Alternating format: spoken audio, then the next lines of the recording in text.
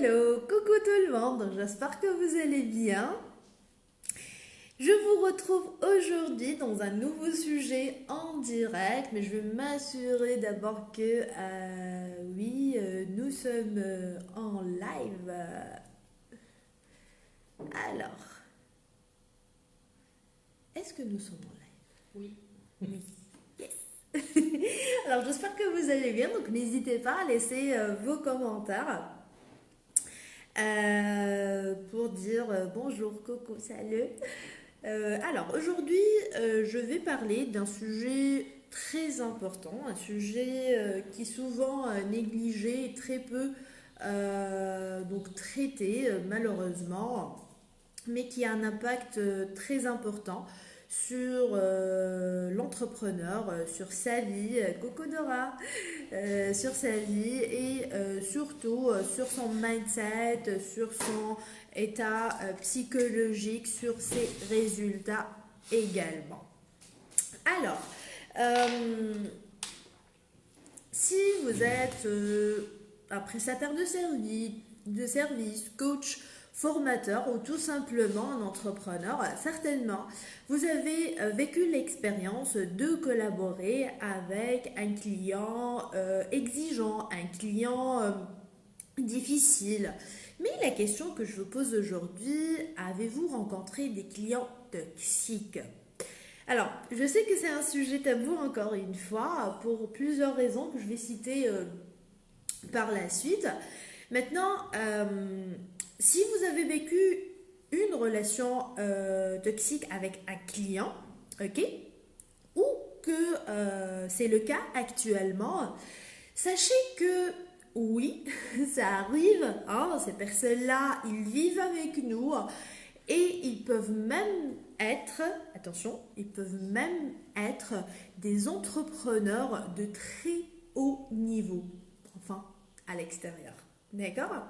Donc, regardez la suite de ce live parce que je vais partager avec vous les indicateurs. Donc, comment reconnaître ce genre de personnes, comment les éviter, et puis par la suite, à travers tout cet apprentissage que je vais partager avec vous aujourd'hui, je vais vous guider pas à pas.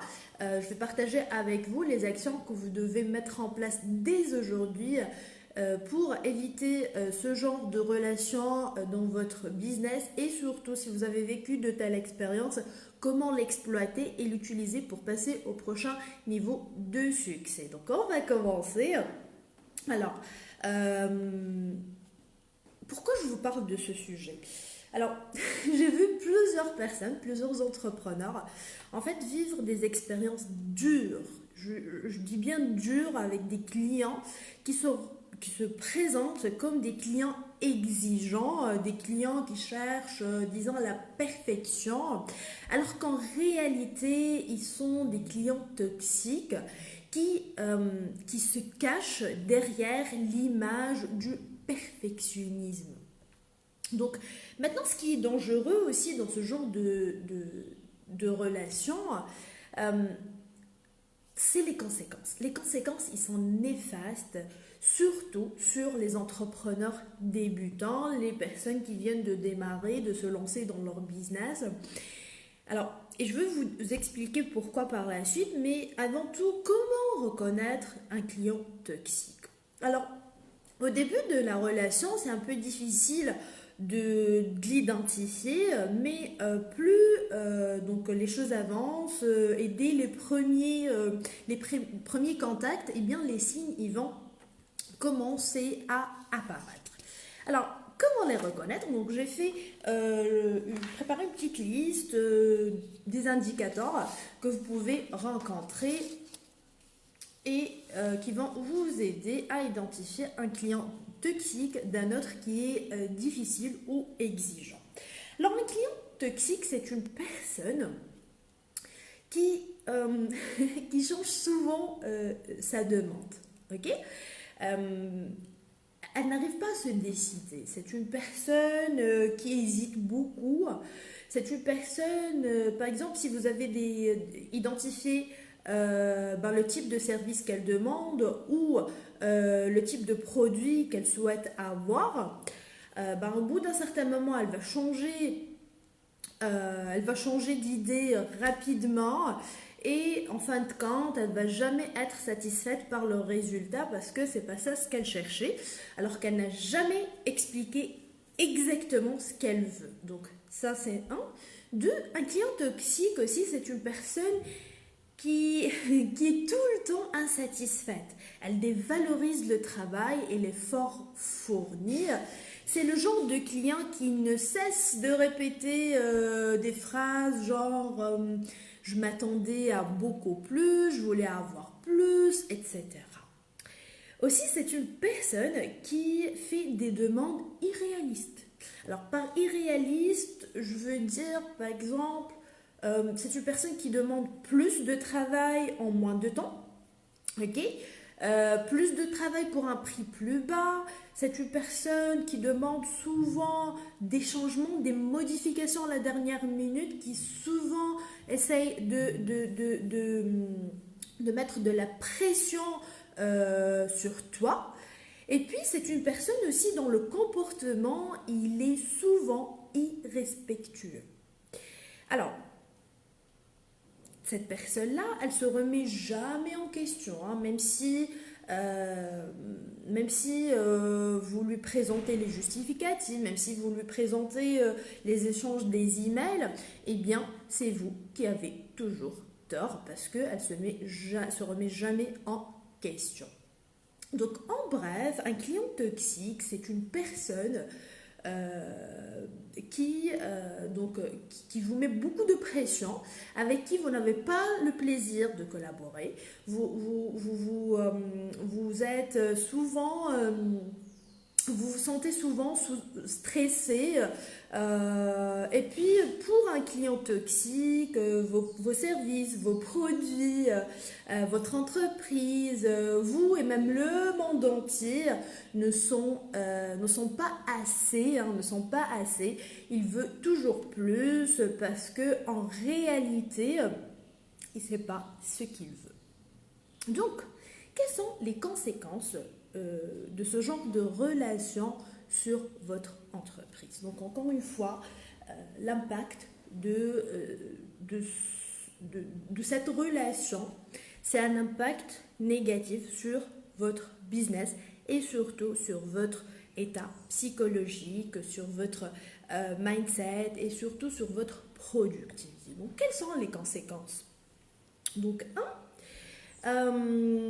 la relation, elle devient de plus en plus chronophage et peut même vous amener à perdre de l'argent parce que ce client, il consomme beaucoup de temps, beaucoup d'efforts, il consomme votre énergie et du coup, il vous fait perdre d'autres opportunités pour avoir d'autres clients, pour développer votre business ou pour aussi satisfaire d'autres clients. Cette relation, elle peut impacter votre morale ainsi que le moral de vos collaborateurs. Et puis, vous allez commencer, c'est la chose que je trouve la plus importante, c'est que vous allez commencer à remettre en question la qualité de vos services et à vous culpabiliser de ne pas pouvoir satisfaire les besoins de ce client.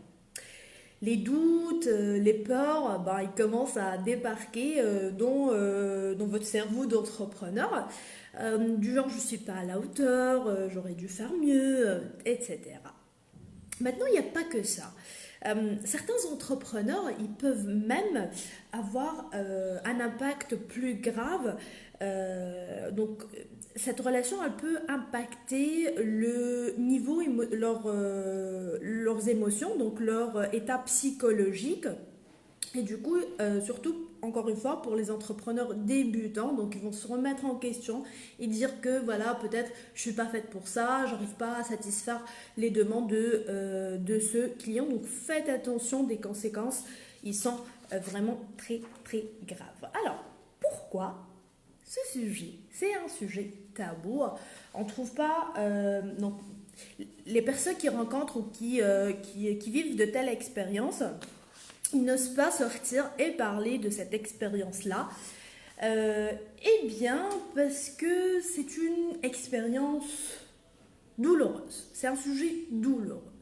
La relation avec ce genre de client, il peut durer des mois, voire même des années. Donc, et l'impact est plus... il collabore avec ce genre de personnes, plus l'impact il est important.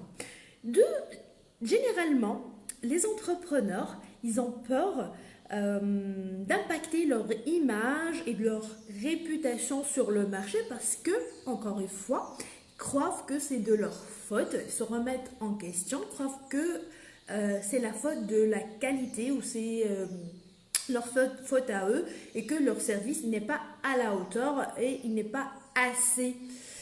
Et le troisième point, troisième raison, car souvent, les entrepreneurs, tout simplement, ils ignorent l'existence de ce genre de clients toxiques. Et c'est pourquoi aujourd'hui, je fais ce Facebook Live pour essayer de vous expliquer que ça existe et surtout pour vous donner des conseils pratiques pour éviter ce genre de relations et surtout si vous en avez vécu une, donc profitez pour passer au prochain niveau de succès. Maintenant, si vous avez un client toxique, que faire Qu'est-ce que vous allez faire? Eh bien, tout simplement, dites stop. Arrêtez la collaboration immédiatement avec ce genre de personnes. Prenez les choses en main et sachez, ça c'est important, sachez que ce genre de relation, il aura un impact négatif sur vous, sur votre morale, sur vos résultats, même si ce client, il représente une source de revenus importante pour votre business. Dites non, arrêtez la collaboration immédiatement si vous n'arrivez pas à recadrer la relation et honnêtement, ça sera quelque chose de difficile à faire, de recadrer la relation avec ce genre de personnes. Donc pour moi, je vous conseille d'arrêter la collaboration avec ce genre de clients et commencer à améliorer et utiliser cette expérience pour passer au prochain niveau. C'est ce que je vais vous expliquer tout de suite. Alors, comment faire pour éviter ce genre de relations toxiques et surtout pour ne plus attirer des clients toxiques à votre business? Eh bien, c'est très important d'identifier votre client idéal. Alors, souvent, un client idéal, c'est une personne qui a le besoin pour le service que tu proposes ou pour le produit que tu proposes. Je suis tout à fait d'accord. C'est aussi une personne qui a assez de ressources pour payer vos services ou acheter vos produits. Aussi, je suis tout à fait d'accord. Mais il n'y a pas que ça. Ce client idéal, comment il est? Comment il pense? Quelles sont ses valeurs? Quels sont ses principes? Comment il se comporte? Est-ce qu'il a une vision claire de ce qu'il veut? Est-ce que c'est une personne qui valorise le travail, qui valorise l'effort fourni, qui valorise les compétences d'autres personnes? Est-ce que c'est une personne qui est claire avec lui-même, qui sait ce qu'il veut ou non? Donc, pensez à votre client idéal et essayez de lui de clarifier les choses à ce niveau et surtout de réfléchir à ce client idéal, comment ou quelle est cette personne avec laquelle vous souhaitez collaborer. Donc c'est le premier point. 2, c'est important aussi d'identifier vos valeurs à vous et aussi les valeurs de votre business. Quelles sont les valeurs de votre business? Quels sont les principes de votre business? Quelles sont tes valeurs à toi, l'entrepreneur qui est en train de me regarder? Donc, plus tu as une vision claire sur tes valeurs, tes principes, les valeurs de ton business, plus tu vas attirer des personnes qui sont alignées, qui partagent avec toi les mêmes valeurs et les mêmes principes. Quel est le processus avec lequel tu collabores ou tu travailles avec tes clients?